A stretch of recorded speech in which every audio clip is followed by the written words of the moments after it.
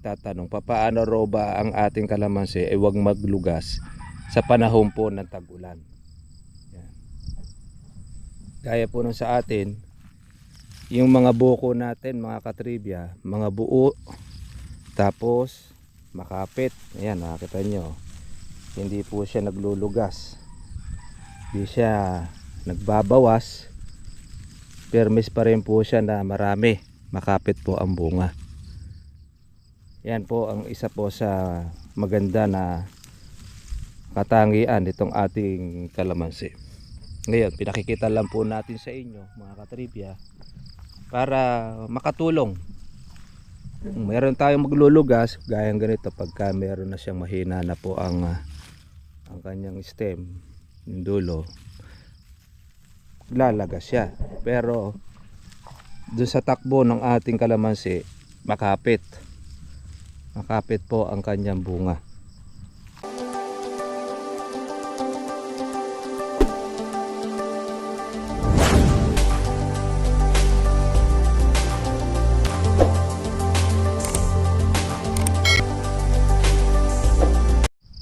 Good morning po sa inyo mga katribya at welcome po sa aking YouTube channel. Ngayon pong umaga ay eto, lusong po tayo pumuli sa ating pong kalamansian.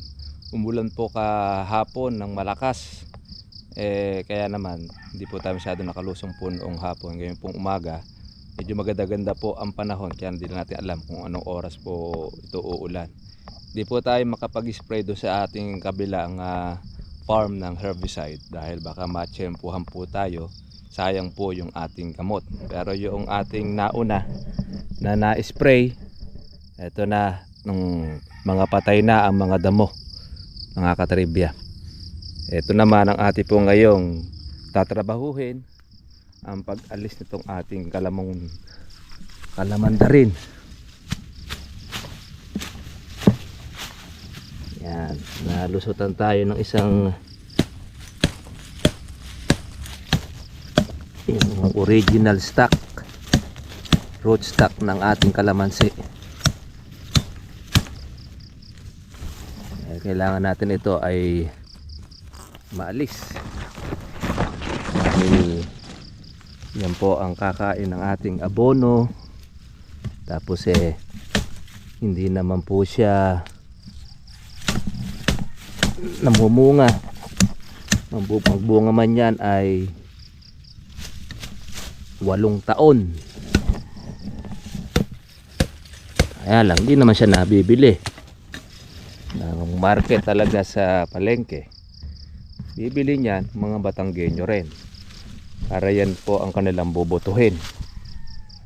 Yan ang kanilang itatanim para gumawa sila ng grafted na kalamansi. Yan o, berdeng berde mga katribya. Tas mahahaba po ang tinik. Lalagyan po natin doon sa gilid para hindi po siya makasuyak. Ano, haba po ng tinik. Po yung ating inaalis mga katribya. Meron na po tayo po palang pitasin. Yan mga katribya, po ngayon ay bumaba po ang kalamansi. Nasa 1.2 ang presyo, pero mataas pa rin po yun kumpara po natin mga katribya doon sa nakakarang taon. Yung ganito, maabot na po siya ng 600 ang kalamansi to 500 nakarang taon ng buwan ng Agosto. Dahil alam natin ang August tsaka po September, yan po yung mga time na bagsak ang presyo ng kalamansi. Pero ngayon nasira po ang kalendaryo ng kalamansi nung gumpisa po na bumaba ng buwan ng April. Yun ang kauna-unahang bagsak ng kalamansi ng April. Pero ngayon ay Agosto tumaas, July tumaas ang kalamansi. Yan po ay naglibo. First time din po na nangyari yan sa historya ng pagkakalamansi. Ngayon ay itong September Di natin po alam kung yan po ay tuluyang bababa dahil marami pong mga pang September na bunga ang kalamansi. Ewan lang natin kung dito lang po sa atin meron tayo nakikitang bunga, o baka doon sa iba wala namang bunga dahil nasaktan po nung nakaraang El Nino, bumabawi pa lang ang kanilang mga kalamansi. Pero tayo, marami tayong pang katapusan. Kukuha na po ito ng katapusan. Pwede rin paabutin ng Agosto o ng September, depende sa magiging presyo ng ating kalamansi. Pag malalaki na po ang buwan ng Agosto, katapusan na ito, pwede na po natin siyang pitasin. Papasa po doon sa ating buyer ng ating kalamansi. Pero ganun pa man, marami pa rin po tayong mga maliliit na mga bunga. Yan, tatanggal din po tayo ng ating pong mga sangang tuyo. Ang isa po sa kinagagalak natin nung tayo nakagamit ng organic, dumalang po yung ating mga natutuyong sanga. Compare natin doon sa dati natin ginagamit na pataba. Tignan nyo po mga katribya po ang kalamansi. Marami na po siyang mga bukong mga maliliit kasaresa. Lumalabas pa ang pati ang kanyang mga bulaklak. Ayan po, mga dulo, mga bulaklak. Tapos meron pang gaholin. At hindi po siya talagang sisipag sa pagbubunga. Continuous ang kanyang pagkain. Yan po kasi mga katribya ang kailangan po natin sa kalamansi.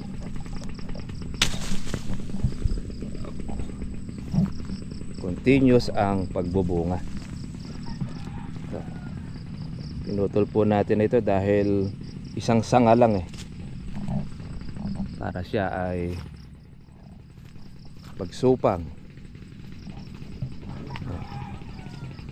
Lalaki-laki na po itong ating halawin, no? Pwede na po natin siyang ipapitas habang may presyo. Pwede na natin makuha ang ating bunga. Ito, makakahalaw pa tayo mga katribya ng ating kalamansi pang gastos.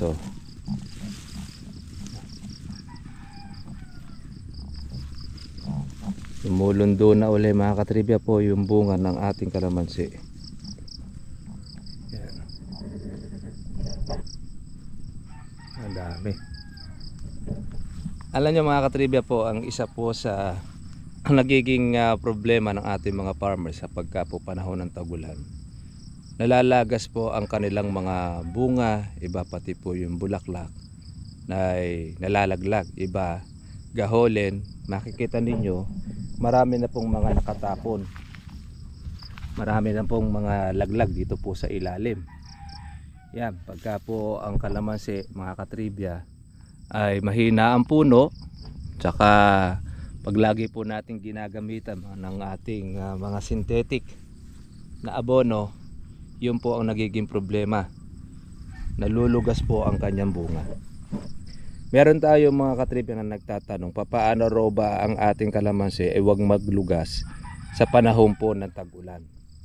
Yan. Gaya po nung sa atin, yung mga buko natin mga katribya, mga buo, tapos makapit. Ayan, nakikita nyo, hindi po siya naglulugas, hindi siya nagbabawas, permis pa rin po siya na marami, makapit po ang bunga. Yan po ang isa po sa maganda na katangian itong ating kalamansi. Ngayon, pinakikita lang po natin sa inyo mga katribya para makatulong. Meron tayong maglulugas gayang ganito pagka meron na siyang mahina na po ang kanyang stem, yung dulo, lalagas siya. Pero doon sa takbo ng ating kalamansi, makapit.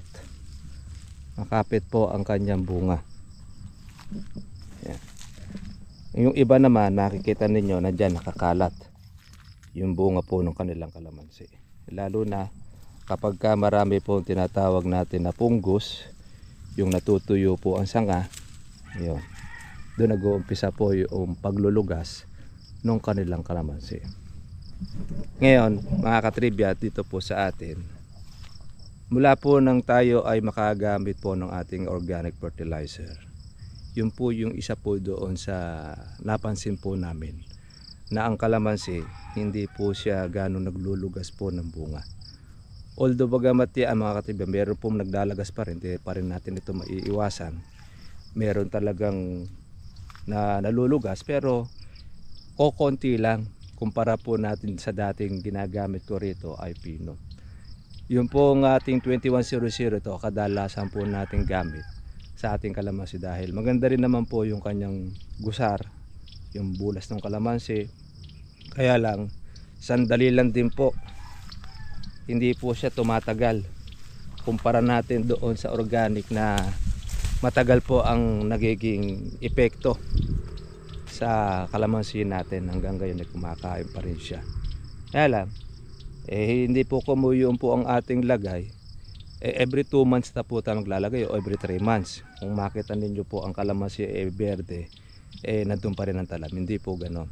Dapat maging continuous po ang paggamit po natin. Pwedeng monthly, pwede naman po yun na tuwing ika-6 na linggo ang paglalagay po ng ating pong pataba na organic para maintenance ng ating kalamansi. Kasi pagka hindi po gano'n ang ating pong gagawin, mauubos din po mga katribya po yung ating gusar ng kalamansi natin. Kaya tayo, hindi na po tayo mga katribya naglagay po rito ng sulfate. Puro organic na ang ating lagay. Hindi naka-minus na po tayo ng ating lagay ng abono. Dahil nakita na po natin ang hiyang po doon sa kalamansi natin. Yung kanyang gustong gusto. Doon sa organic, continuous po yung kanyang pagbubuko. Continuous po yung kanyang pagbubulaklak, pati rin yung pagpapalaki ng kanyang bunga, nasasakop na rin niya. Nakukuha na rin.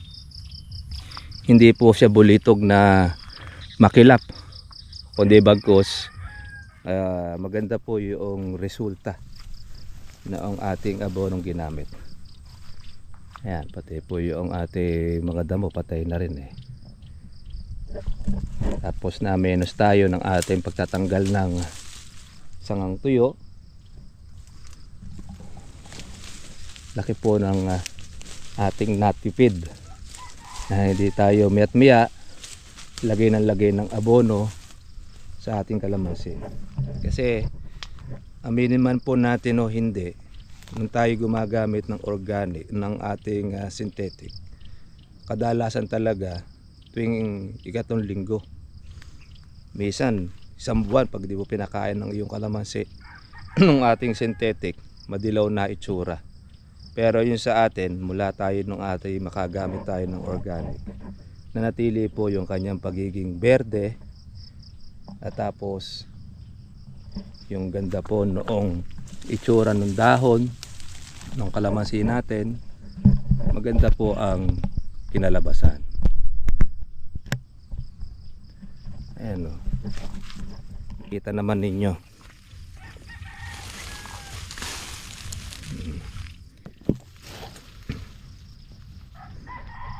Tatanggalan lang po tayo ng ating pumbaging katribya. Kaya yung ating maipapayo sa ating pong mga ka-farmers para po maiwasan po natin ang paglulugas o pagtatanggal po ng bunga ng inyong kalamansi pagka panahon po ng tagulan. Ihanap po ninyo ng hiyang na abono o pataba. Wala man po kayo na organic at kung malayo po sa inyo pong lugar, ito pong ating Nueva Ecija, pwede naman po kayong gumamit ng hiyang po sa inyo na pataba. Kaya lang siyempre talagang makikipagsapalaran po tayo dahil depende rin po yan sa klase ng lupa na inyong kinalalagyan. Hindi kasi pare-parehas po ang lupa natin. May lupang pila, may lupang lagkitan, may lupang kulay pula, mayroon lupa naman na buhaghag na kagaya po sa amin sa parte po ng Tarlac. Madali po siyang ihanap po ng magandang abono. Kadalasan dito sa amin ang hiyang rito ay yung sulfate. Meron naman pong lugar ayaw naman niya ng sulfate, hindi naman po hiyang sa kanya yung sulfur. Kaya hiyang sila doon sa nakasanayan nilang palagi na triple 14 ang kanilang ilalagay. Pero ang triple 14 mga katribya, matindi rin po ang kwan sa kalamansi niyan. Hindi na po ako gumagamit niyan triple 14 dahil meron pong side effect po sa ating kalamansi, lalo na po sa lupa. Kaya yun po ang isa natin na pwede ninyong magawa o matrabaho mga katribya. Nahanap tayo nung pataba po na hiyang. Pag natsempohan ninyo, gumaganda ang inyo pong kalamansi at nahiyang po yan sa inyo pong abono, tandaan nyo na po yun. Yun na po inyo pong gamitin. Dahil isa po yan doon sa nakakatulong para hindi po maglugas, malaglag ang bunga ng inyong kalamansi. Kaya lang, siyempre, ang natural sa kalamansi natin, pagka po sobra ang dami po ng bunga, automatic, nagtatanggal talaga siya o nagbabawas ng bunga. Automatic yun sa kalamansi. Kasi, pag hindi naman siya nagbawas ng bunga, at lahat po yan ay kanya pong dadalhin, baka po mamatay po ng maaga ang inyo pong kalamansi dahil la puwersa. Kaya yun po yung isa po na dahilan kung bakit nalulugas po ang bunga ng inyong kalamansi. Ang mahirap lang mga katribya, baka mas marami po yung nalugas kaysa doon sa nagtuloy. Yun, delikado yun. Pag maraming nalugas kaysa doon sa nagtuloy, isa ang ibig sabihin nun, mahina ang inyong kalamansi, mahina ang inyong puno. Kaya kailangan ihahanap ninyo ng pataba na kung saan ay mahihiyang, na hindi po siya sisira. At makakatulong din mga katribya po yung ating paglalagay po na o pag-spray ng foliar. Hanap din po kayo ng mga foliar na kung saan maganda po yung likido para nun ma-maintain din po yung pagkaberde ng inyo pong kalamansi. Kasi pagka po tagulan, bibihira po nagpo-foliar po ang marami kasi umuulan niya. Kaya tayo naman, pagka maganda po ang panahon at umaaraw, pwede tayo mag-foliar. Pwede natin siyang sprayin. Dahil nakakatulong din yan na pampakapit din po ng bunga yung pagkain ng dahon. Kasi may pataba tayo sa ilalim, meron tayong pataba doon sa ibabaw. At yung sa ibabaw na yan, ito po yung ating foliar. Ayan. Daming bukong maliliit, marami tayong pang October, marami tayo pang November, pero meron din naman pong nalulugas, yung mga mahihina. Pero marami naman siyang mga buo. Kagandahan mga katribya po ng kalamansi natin, hindi tayo nag-spray ng insekto, pero mga buo. Kaya sa tagulan ng kalamansi, marami po ang nagiging bunga, kaya bumababa po ang presyo dahil yan na po ang panahon nila. Ngayon, kaya lang po tayo nakatikim po na maganda ang presyo ng kalamansi po ngayon. Sabay-sabay po kasing nakapabunga, sabay-sabay rin po na nahinto ang kalamansi at nasaktan pa nitong ating El Nino. Siyempre, dahil yung pataba po natin ginagamit ay mahinang klase, nakakapagpaasim din ng lupa. Kaya lalong nag-trigger sa kalamansi po natin na maapektuhan. Ayan. Kaya yun po isang mga katribya na palatandaan para po ang kalamansi natin ay hindi po siya maglugas. Ang dahon dapat kahanap siya ng hiyang na abono. Kaya wala naman po tayo mai-recommenda sa inyo na mga synthetic na abono. Dahil kasi ako, organic na po yung ating ginagamit. Mula nung matuklasan natin yung katangian o yung ganda ng pataba natin ginagamit. Yun lang po pwede po natin ma-recommenda sa inyo. Tsaka yung 2100 sulfate, yun po yung ating gamit-gamit.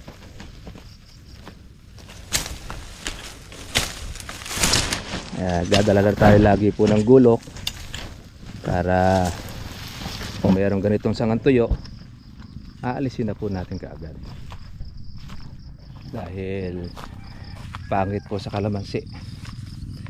Bawasan tayo ng ating trabaho, tayo po ay makapag-spray ng ating damo. Yung ilalim, tingnan natin.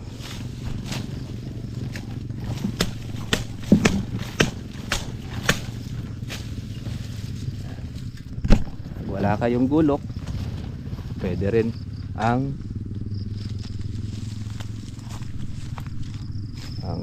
lagare. Kung meron kayong lagare, ay natanggal natin po yung mga puno na tumutubo sa ating kalamansi, yung pandakake. Ayan o, kapal po ng mga maliliit, pati rin po nung ating mga bulaklak. Kagandahan nito mga katribya po nung ating kalamansi, hindi po siya palatawag ng mga insekto. Ewan natin, baka siguro napapaitan sila doon sa ating kalamansi.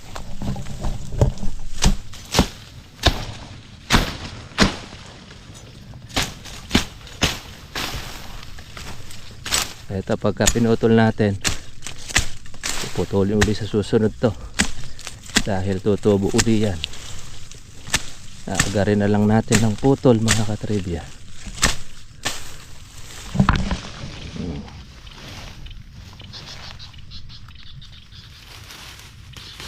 Yung ating mga ulikbango na hindi namatay sa ating herbicide, manual po natin siyang inaalis.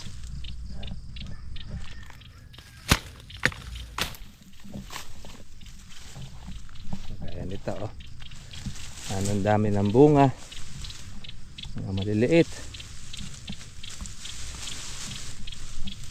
Kaya kalamansi natin hindi natatayog.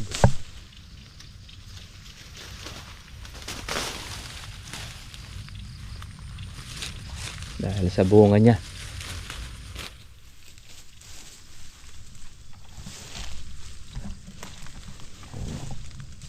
Meron tayong sitaw-sitawan. Kailangan yan puputulin natin yung pinakapuno. Pagka hindi po natin naputol yan, yan na naman uli ang tutubo.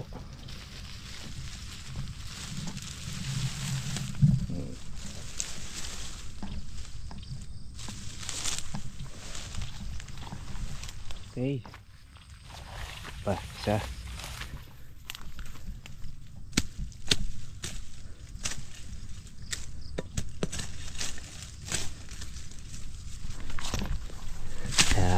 Tsaga-tsaga lang mga ka-farmers. Importante meron kayong alagang kalamansi.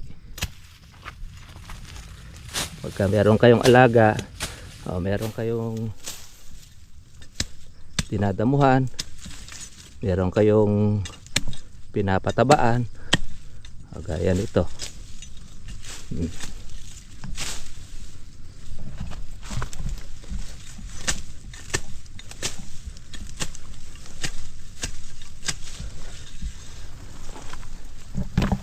Yan. Mukulimlim na naman po uli. Nagtatawag uli ng panibagong ulan.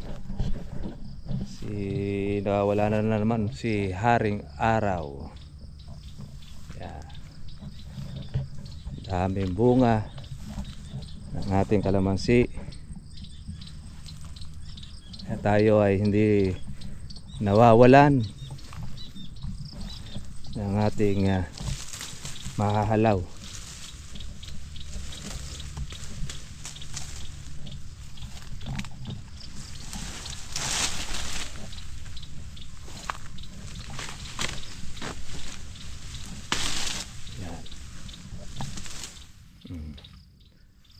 Wow, sarap na naman pitasin, no? Ay, parang pala malalaki.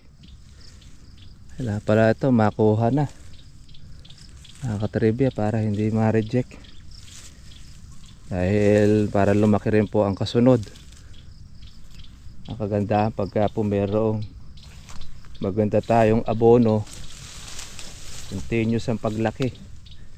Hindi po siya nabobonsai.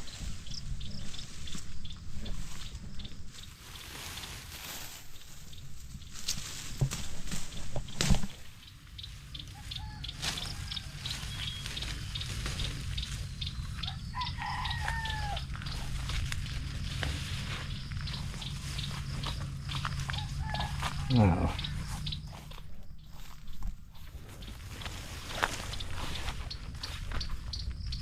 Yan po yung kapitbahay natin, no? Ito yung bunga po ng synthetic.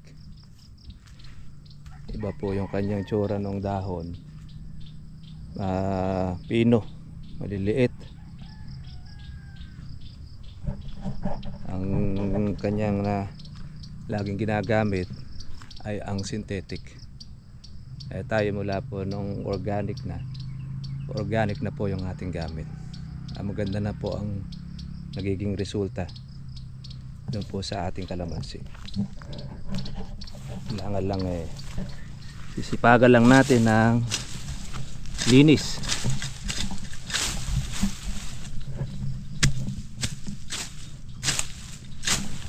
Dahil yan ang number 1 ating kalaban, ang paging. Paano mga katribya, kita na po tayo ulit bukas para po sa next episode po natin ng ating pong pa-vlog. Sana po nasa mabuti kayong kalagayan. God bless you lahat. Bye bye.